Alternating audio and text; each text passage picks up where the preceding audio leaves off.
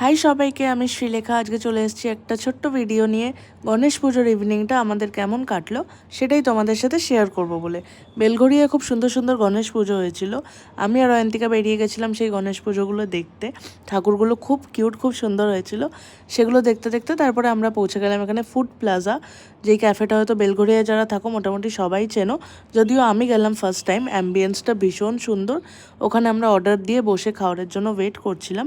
খাবারগুলো আসতে একটু টাইম লাগছিলো, ততক্ষণ আমরা ফটো তুলছিলাম, গল্প করছিলাম। এইসব করতে করতে তারপরে আমাদের খাবার চলে এলো। খাবারে আমরা ফার্স্টে অর্ডার দিয়েছিলাম ফিশ ফ্রাই।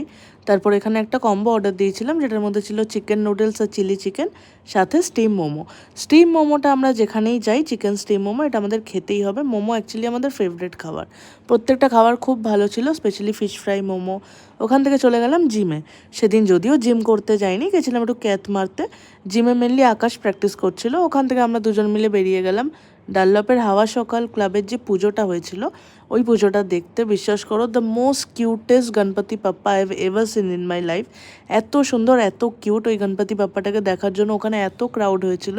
পুরো মনে হচ্ছিল দুর্গা পুজো, ভীষণ সুন্দর। ওটা দেখে জাস্ট মন ভরে গেল। ওখান থেকে বেরিয়ে বাড়ি যাওয়ার পথে একটু কোল্ড ড্রিঙ্কস কিনে নিলাম। কোল্ড ড্রিঙ্কস খেতে খেতে এবার আমি যাচ্ছি বাড়ির দিকে। যদি আমার ভিডিও ভালো লেগে থাকে তাহলে লাইক করে দিও, চ্যানেলটা সাবস্ক্রাইব করে দিও। আবার অন্য কোনো ভিডিওতে দেখা হবে। টাটা।